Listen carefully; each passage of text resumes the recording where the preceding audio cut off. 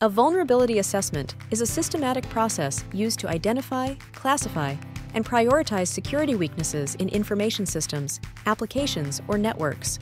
The goal is to find vulnerabilities before they can be exploited by attackers, helping organizations to secure their systems and mitigate risks.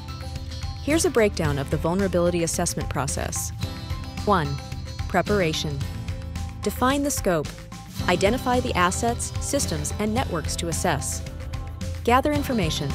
Understand the system architecture, software versions, and services running. Set objectives. Decide what kinds of vulnerabilities to look for. For example, network, application, configuration vulnerabilities. 2. Scanning and identification. Automated scanning. Use tools like Nmap, Nessus, or OpenVAS to automatically scan for known vulnerabilities, open ports, outdated software, and misconfigurations. Manual testing. Conduct manual tests where necessary, especially for complex vulnerabilities that might not be detected by automated tools. Penetration testing. Optional. Simulate attacks to actively exploit vulnerabilities and assess their real-world impact.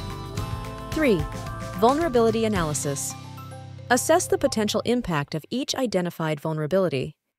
Determine the ease with which vulnerabilities can be exploited. Classify vulnerabilities based on severity. For example, low, medium, high, critical. 4. Risk evaluation. Evaluate the risks posed by the vulnerabilities based on factors such as data sensitivity, exposure to external threats, system criticality,